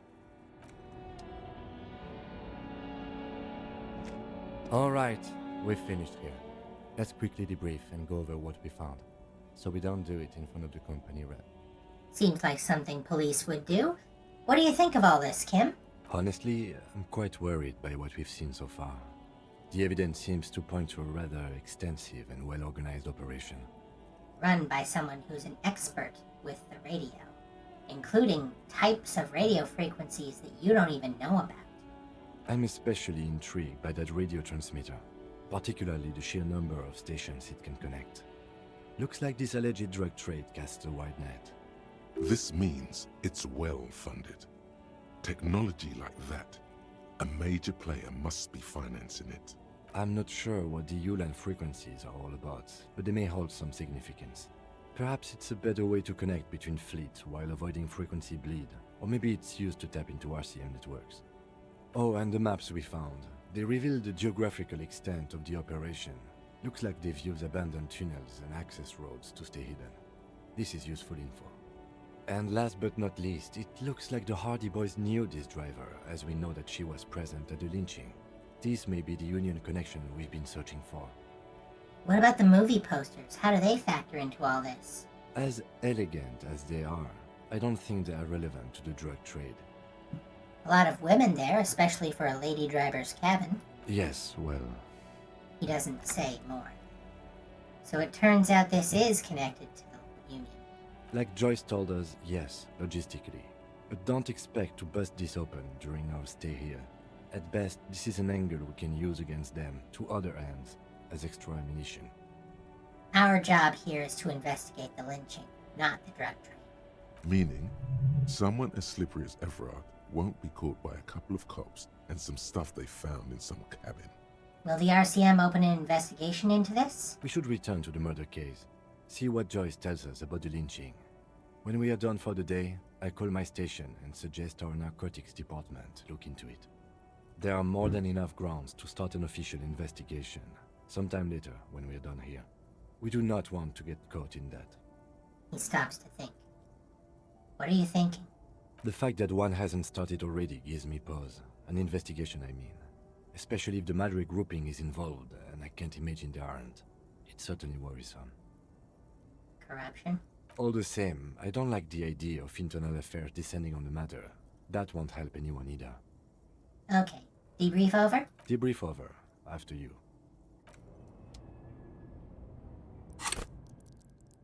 Alright, we're back up to 3 skill points, and we're about to get a 4th. You know what? While we're here, physically, I've been avoiding examining the statue. You may have seen some promotional art for the game featuring Harry presumably in the middle of his bender before the events of the game, where he's up on the statue, bottle in hand. Let's see what this statue's all about, shall we?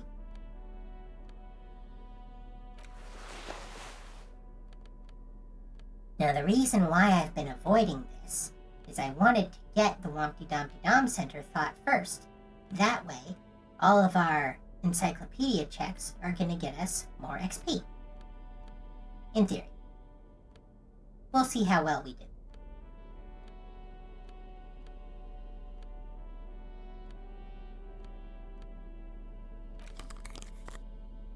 Alright. Let's take a look. Then we'll go talk to monument Joyce. stands in the middle of the traffic island, pointing toward the sea. It looks as if it's been reassembled piece by piece, secured and mounted in the air with the aid of numerous ropes and rods. Who is this? A silver plaque on the statue's pedestal reads, "I am Philip III, the Squanderer, the greatest of the Philippian kings of Revachol, son of Philip II, the opulent, father of Philip IV, the insane." As you look up, you notice something about the statue. There are some odd indentations on the king's chest piece. What indentations? What do I see? Something with great kinetic energy seems to have impacted the cuirass, around where the heart is. A bullet? Someone shot him in the heart. Interesting. Lieutenant, has someone shot the king? Point to the indentation. Okay, I can't see it, but I take your word for it. It's worth noting, someone would have had to have a very special angle to be able to make that shot. And the king is pointing right at them, whoever they are. Believe it or not, we'll meet them eventually. What do you think? Well, Martinez is riddled with bullet holes. This place saw a lot of action during the revolution. But the statue is recently renovated, so maybe a joke? Target practice or a political statement? None of the above. Maybe it's connected to the murder. That would have seemed insane just a few minutes ago. But now we know the hanged man was shot. If we connect every bullet hole in Martinez to the murder, we'll get an overwhelming amount of loose threads. But then again, our guy was shot, and that hole would be recent. It's not completely tangential, at least worth noting down. I wouldn't hold my breath, though. The king stands high above you, surveying the bay, mute and indifferent to your sightings. What did this king do? Even by the standards of the Philippian kings, old sumptuous Philip was known for his profligacy. In what way? Well, he blew through the whole national treasury, starting the decline of one of the penultimate century's greatest superpowers, the suzerain of Revachol. His own maladministration foreshadowed the fall of the monarchy. During the anti-centennial revolution, an end to his family line and the monarchy on the Insulindian Isola. How did he manage to blow through the entire national treasury? Stories have it that he had his bedroom converted into a treasure chamber, where he stored unfathomable wealth. Krugerrands, bars of gold, ornate weaponry, armor, and various chalices. He called it the Sol Aurum. It was obscene.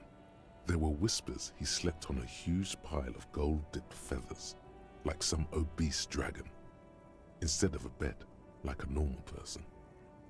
So, our options here are political.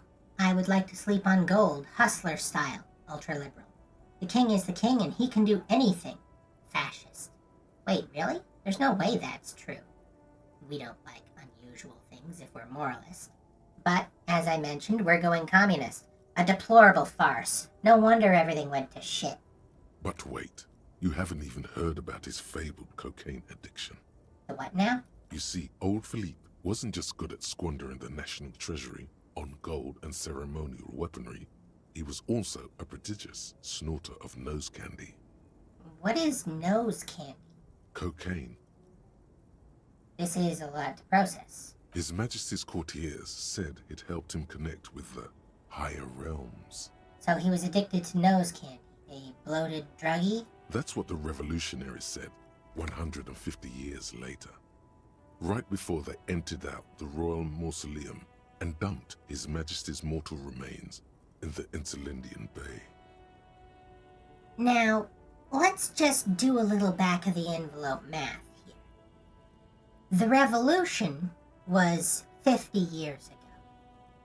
And Philippe here reigned 150 years before that. So, 200 years ago.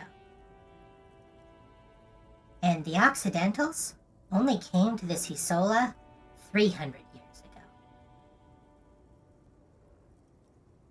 The Empire has been in decline longer than it was advancing. It's mostly decline. Sad. Okay, where's he buried now? Beneath the cold waters of the Insulindian Bay, thrown there by the revolutionaries after they cleaned out the royal mausoleum. A group of marble pleurants still surround the king's vandalized tomb. A deathly cold wind sweeps up candy wrappers and old newspapers. Pleurants, as you might know from the French verb pleure, are crying statues set up around the tomb to mourn forever. What happened to the statue? The original was blown apart by communards, then further damaged during the landing of the coalition's airships during the turn-of-the-century revolution, when Martinez was leveled. Most historians think the coalition's hasty landing may have ultimately saved the statue. If the communards had more time, they would have reduced it up to even finer pieces. Who restored the monument? Some years ago, a group of liberal, artistically inclined individuals, designers mostly, thought it would be ironic to restore the statue of the most wasteful ruler of Revachol in the poorest part of the city. The statue is supposed to capture the moment it was blown apart, like an instant frozen in time, a rare butterfly trapped in amber, floating on a sea of shit. Forever memorialized in its destruction. That's brilliant. So funny and nihilistic. People in Martinez tend to disagree, as do many prominent art critics and thought leaders with more nuanced social awareness than the young ironists. Those critics might have it wrong, though. There's more to it than just ironism, but you can't say what precisely. Perhaps this art mystery will be solved at a later time. Art is communication. Communication is society and psychology. Interpretation of art is relevant to our understanding of our culture and our city, and therefore the case. Philip III, the Squanderer, however, with his bronze face up in the air, doesn't seem concerned about what the hoi polloi think of him in death. Not that he ever did in life either. Fair enough. Now we'll go confront Joyce. Oh. But first, Tommy wants to talk to us. You know what? Before we talk to Tommy, let's suit up.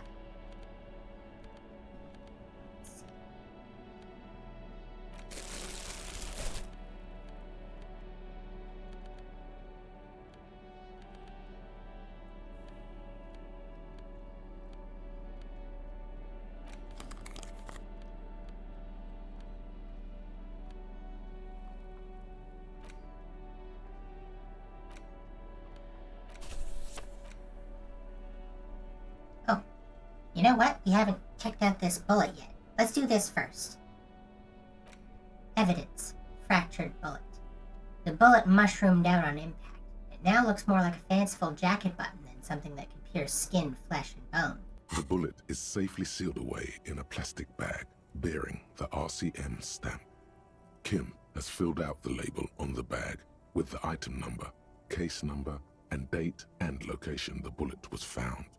Beside his orderly handwriting, the bullet looks especially sad, like a tiny, shriveled head of cauliflower. What do I do with you, Bullet? What? I said, what do I do with you, Bullet? Well, if I was the bullet, which I'm not, I would say find the weapon that shot me. Good idea. If we find who owns it, we will have likely found who used it, possibly to kill our victim. In conclusion, the more we know about this bullet of yours, the better. Deal the bullet through the bag. The squashed bullet has some sharp edges where the jacket has split open. It feels cold, even through the bag.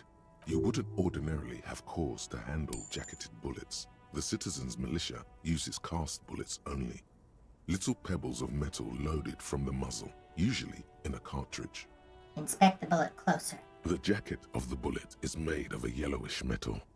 It has blossomed out to reveal a dark grey core. The base of the bullet is close to 5 millimeters in diameter. In case you're unfamiliar with millimeters, that's tiny. The core is lead. The brass jacket probably didn't cover the entire bullet.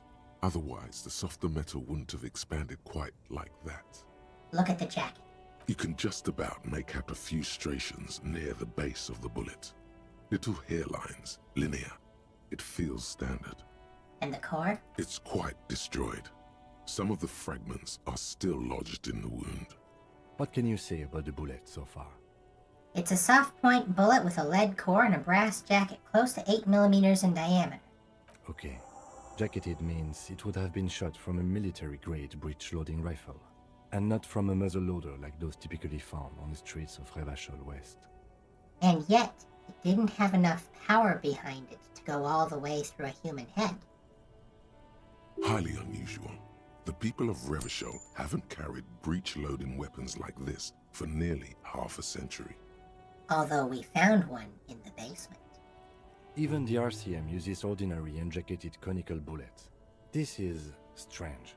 Very strange. I like this, officer. Strange means unique. Unique means incriminating. We need to find the gun that shot it. Something tells you that won't be anytime soon. This'll have to be one of those epic tasks that's open for a while. We have a similar rifle on hand. We're aware of the name of the antique rifle we found. We have the full bullet specs, and Encyclopedia said this came from a breech loader. A rifle, Revolutionary period. Your bullet looks to be an old 4.46 millimeter from the surplus left over from the turn of the century.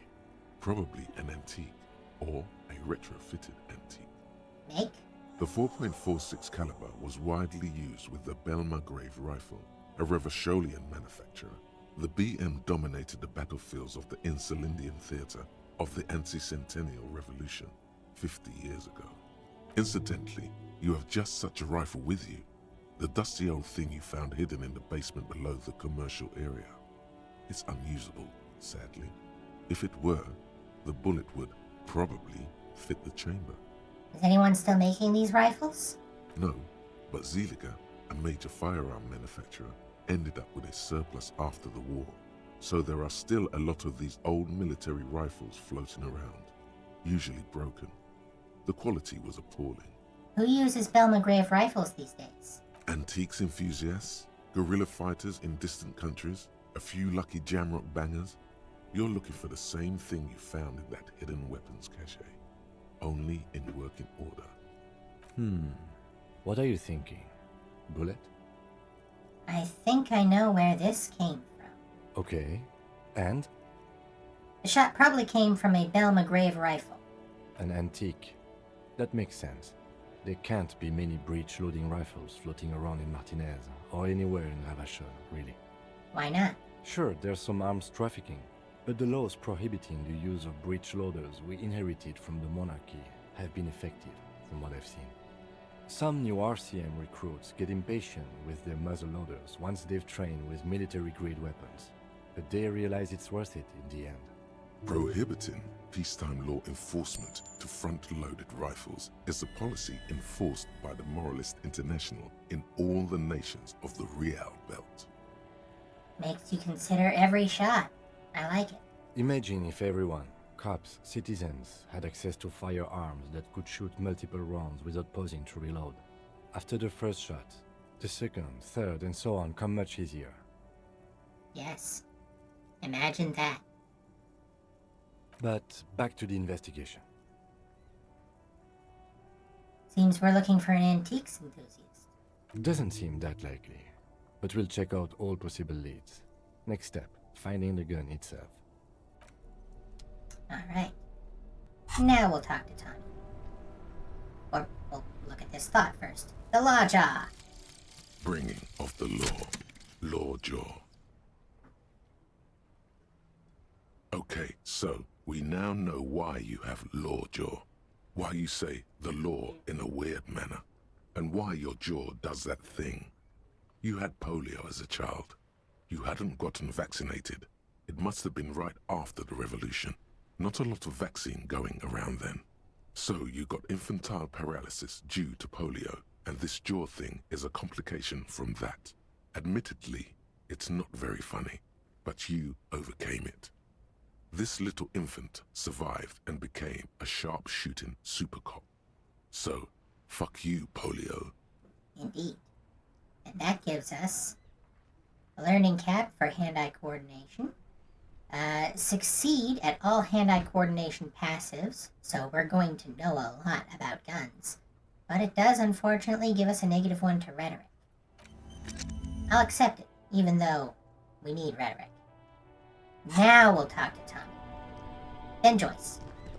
I, saw you poking around in Lady Driver's lorry. She in trouble? Sorry, man. I can't disclose the facts of an official investigation to you. It's that bad. Man, what should I do? What should I do to help her? No need for you to do anything. Don't worry. The police are looking into it. Yeah, maybe I should just keep my head down and work on my rhymes while I can. What's the plan with those rhymes, anyway? Oh, you know. Tommy Leham's gonna be a musician. Sprechgesang, but with beats. I've got a lot of free time on the road to hone my craft. Sprechgesang is German. Speak singing. The history of musical development here in Revachol is different from how history went in your world. Essentially, it's implying that Tommy Leham is about to invent rap. The correct grammar is Tommy Leham. Why Tommy Leham? Tommy Lam was taken. My real name's Jerry Lafitte. Tommy's way better. Alright, I had another question, actually. The man taps his fingers rhythmically against his arm. Ooh, this is a tough one. But let's try it. We're suited up for it. Ease into it. Don't go too far. This seems like a personal matter. Man, you look sad. What's going on with you? You really are the law, aren't you? I get that being bluntly observant and inquisitive comes with the territory, but it certainly doesn't help with your conversational skills, does it? Maybe the full-on, direct approach wasn't correct. Damn, it's tricky business looking into someone's eyes and not doing it wrong. Well, damn. Well, at least we got a better shot at this one. He's a poet. Hit him with your best verse. Wait, there's something here, stored away in some dusty corner. It starts like... This is going to be familiar to you. A mirror's temperature is always 0. It is ice in the veins. Its camera is an X-ray. Whoa. What else? It is a chalice held out to you in silent communion. Silent communion.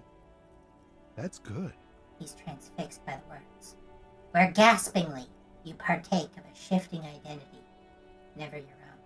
Dang, that's some great shit. You came up with that yourself. Did you? No, that is Reflections by R.S. Thomas. It began with the Furies are at home in the mirror, it is their address. Let's be true. I'm just a vessel for the Muse. Right. But really, no bullshit. That's great stuff. I sort of want to know if it's yours. I don't really know. Harry has never heard of R.S. Thomas, and never will. No matter. Great verse is like that sometimes. Ephemeral. You might not look it. Seems you have some literary chops. Maybe there's hope for me yet. That's a strange compliment. Just messing with you. It's cool. You're an okay guy. For a cop. For a cop? They're more often into fists than rhymes, see? Let alone honesty in verse. Any organization gets all kind of folk. I'm sure we try our best. The lieutenant looks at you in silence, a curious look in his eyes, nodding slightly. All cops are bastards, but bastards are people, and people are different. Well, you've given me some hope, I guess. He gives you a thumbs up. You found some common ground with this man. Even impressed him. The next time you look in the mirror, though, remember those words. Indeed. That's all for now. Bye. Alright. Finally, now we're gonna go talk to Joyce. And then that's gonna be it for this stream. Oh, hang on. Maybe a sea monster? No, it didn't. Unless you consider the Coalition to be a sea monster. Which some people might.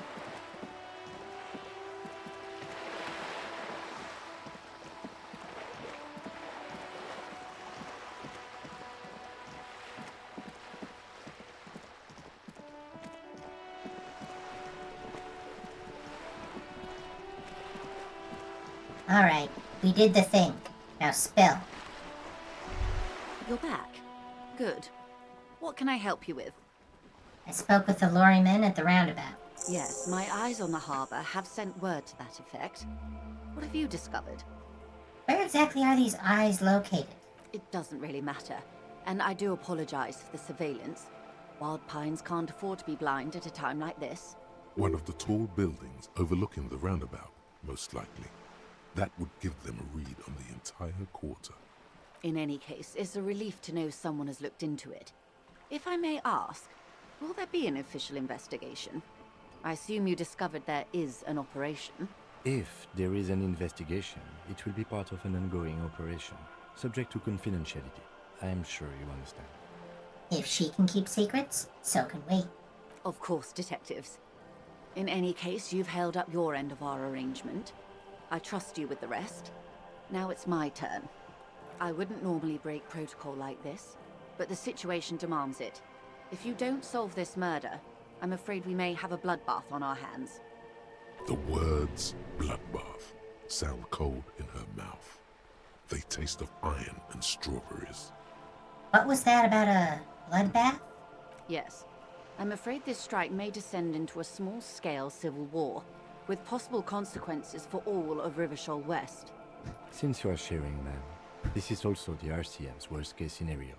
Then we're on the same page, as grim as it may be. Tell me again, how are the lynching and the strike connected? I have an indirect role to play, I'm sad to say. My employer experienced a momentary lapse of faith in me. In that moment, they elected to deploy a private military contractor as an insurance measure. They called it my security detail. A momentary lapse of faith? They were dispatched after I relayed the union's initial offer. Every worker... A member of the board. I tried to convince my employer it was simply an opening gambit, like you suggested, or a joke even. They did not appreciate the humor. Do you need a security detail? Absolutely not. These mercenaries are muscle, pure and simple. They are meant to intimidate the Union into surrendering. As I said earlier, Pinkertons. Who are they, exactly? Crenell, an Oranese military company. As far as I know, 3 arrived in Martinez. They report to me sporadically, but they do not answer to me. To be frank, our relationship is deteriorating. As far as she knows, there were 3 of them. They wear ceramic armor, have semi-automatic weapons and years of combat experience. They also have trauma and stressor disorder, and no idea how to conduct themselves in an urban civilian environment. So, what happened? The story is, one of them, the Colonel, I don't know his real name, sexually assaulted a local woman while he was drunk and separated from his unit. This allowed some of the more militant Union members to subdue him. That is the story. He was taken out behind the whirling in rags and lynched last Sunday night. What then? Nothing. Mr. Clare refuses to let me into the harbor. I have not been able to discuss this matter with anyone there. The remaining 2 Crenell contractors carry out their orders, for now. For now? It's a smokescreen. In secret, they are conducting an independent military tribunal into the lynching. Once this investigation is concluded, executions will follow. What is the nature of this so-called investigation? Whether to execute one, some, or all of the Union militants. I have to say, this is not disco. It is very far from disco. My only hope is that you provide a single, concrete suspect before the mercenaries indiscriminately pick theirs. Simply put, She grabs hold of the mainsail. if you don't pin this on someone good, and do it fast, they will identify and execute everyone present at the lynching. This in turn will force the Union to respond. They're gonna kill 8 people. And 8 people does merit a response. The Debardeurs have over 2,000 men. It will be 1,000 to 1. Have you ever seen a hornet invade a beehive, Lieutenant? It's not pretty. The Serai's giant hornet, the world's 2nd largest insect, can kill 40 honeybees a minute, while a group of 30 can decimate an entire hive of 20,000 bees in less than 4 hours. 2nd largest. Morel is currently looking first. These men work in tandem using semi and fully automatic firearms. Their armor is virtually impenetrable to muzzle-loaded weapons, even yours. Most Union workers don't have guns at all. The muzzle loaders need to be reloaded after every 1 or 2 shots. The automatics every 1 or 2 minutes. Note, our total for that was 9, but we got it anyway, because our thought allows us to automatically seed on every passive hand-eye coordination check. As I said, a bloodbath. See, Kim? This is that great bloodletting I've been telling you about. It appears you found it, yes. And I'm not happy for you. Isn't this a pretty bleak scenario you're describing? Many bleak scenarios have already come true, Lieutenant W. Frater Dubois. All we can do is keep the rest from going the same way. One single concrete suspect delivered into civil court, and I may be able to defuse this situation. As ever, the role of formalized law enforcement is to prevent a cycle of recriminations and revenge. Hatfields and McCoys taking each other out, always in retribution for the last killing. The role of a law enforcement official is to pin the blame on one person and say it ends here. What can you tell me about Crenell? Not much. Their public resume is relatively good, as far as private military contractors go. I believe they were once called Downwell. Oh, my mistake. Here's the check. Down a deep, black well. Yes, Blackwell, we get it. Thank you for the reference. They boast a long list of clients. Saint-Baptiste, Welchman-Lorenz, Eintracht. A warning sign, however. The operations concerned all take place in 3rd or 4th world countries. Guarding facilities, escort missions and such. Checks out with what Alice told us. Meaning they're used to operating in war zones. Yes. All the good conflict corridors, Supramundi, Yesut, the Seminese Islands, countries that don't have a good record reporting atrocious military conduct on their soil. Atrocities, it's meant. Okay, anything else you got on them? Sadly, no. Before this happened, I had little interest in them. Now that I do, I don't have the resources. She thinks. If you still have access to the ICP's database, you could run a better background check than I ever could. It may take some time, though. Don't worry, we're already on it. Do you know a lot about the inner workings of the RCM and the ICP, ma'am? In my line of work, it pays to do your research. I was prepared to deal with the RCM. I did not think I'd be dealing with a group like Crenell. Could you contact the company, tell them to call them off? I have. And they will. However, these orders take time to reach what is basically a rogue unit out in the field here. Until they do, it's all on us. She's being truthful. She is pressing them as hard as she can. You said the deceased assaulted a woman? Or he didn't. This is information passed on to me from some teenagers loitering around the canal. I cannot testify by it. What did these teenagers by the canal say? That the man was killed because he assaulted a local woman. I've asked around a bit. This seems to be the accepted story around Martinez. The lieutenant consults his notebook, his eyebrows knitted in concentration. We haven't heard any reports about an assault in connection with the lynching. Where did it take place? And when? Last Sunday night, at the Whirling in Rags, the hostel by the gates. Supposedly, the colonel was drunk, maybe on narcotics too. Either way, he's alleged to have sexually assaulted a woman. Sometime later, a group of dock workers got their hands on him. And who was this woman? That's a good question, officer. I don't have the slightest idea. As I said, it's a rumor. About a rumor. In any case, it's what the colonel's remaining colleagues believe. You meet her soon enough, you feel. Oh, indeed we will. This colonel, the one who was hanged, did you know him? If you mean did I see him alive? Yes. But I did not know him. His name was... Lely. His service name. A nom de guerre, most likely. He wouldn't divulge his full name. Only one of them did. A bad sign if there ever was one. Indeed. You don't want people who are ostensibly working for you not telling you their actual names. Tell me about the others first. One is a man. Corty, they call him. A nickname as well. The other a woman. Phyllis DePaul. Corty is the gunner, I believe. DePaul is a radio operator. What would you say was his eye color, the deceased's?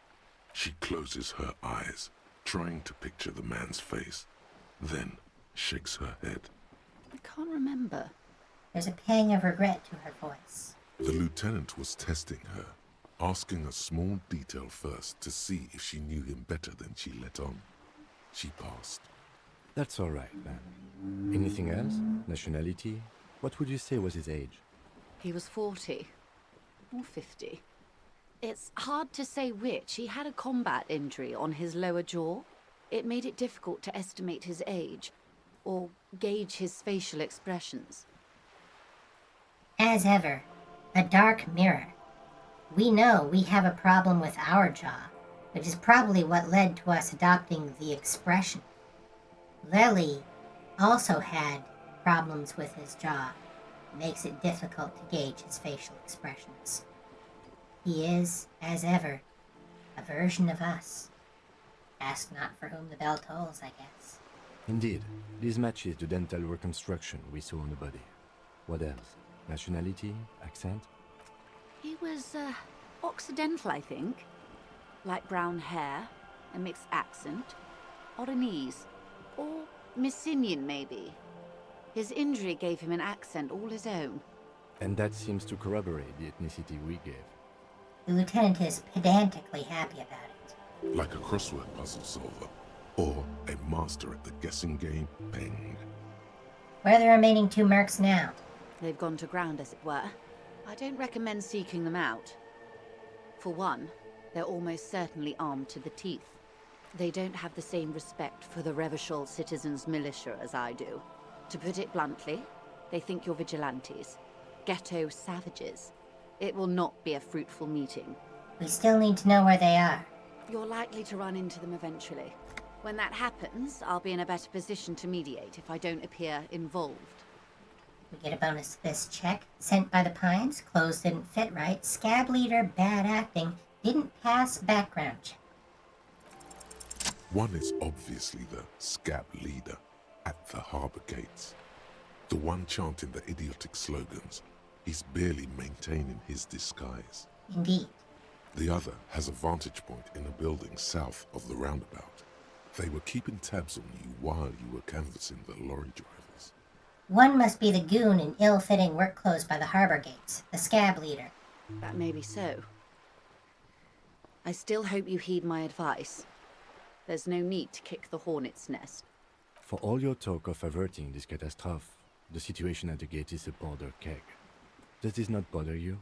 Of course it bothers me, Lieutenant. But my hands are tied. How would my employer react if it appeared I were intervening on behalf of the Union? Your concern may be appearances. Ours is keeping the peace. One is probably in a building overlooking the roundabout. That would afford a good vantage point. In any case, it's practically inaccessible. And despite the fact that you claim not to be on good terms with them, that might be the person who was reporting to you about our investigation. Where is your radio for contacting them, if I may ask? Do you have an earpiece? Heavens no. I'm not an undercover agent. There's a short wave at the ship's wheel. She nods towards the sloop's cabin. I had another question for you. I hope I can answer it better. How much time do we have? Until the executions start? Truthfully, I don't know. It depends on their progress identifying the members of the lynch mob, and their impatience. They don't report their progress to you? Not on this matter. I'm afraid they consider this a personal initiative. There's a brief silence. Seagulls squawk over the bay. 5 days, not more. Maybe sooner. It's a matter of days, not weeks. That's enough for now. I am sorry to have been the bearer of bad news. If there is anything else I can help you with, please ask. That's all for now. And while it may be less than 5 days for Harry, it's going to be at least a week for us. Thank you all for joining me once again on our journey through Revachol. I really appreciate getting this chance to show you what this game is all about. Reflections. Anyway, I'll see you next week. Have a very good evening. Good night.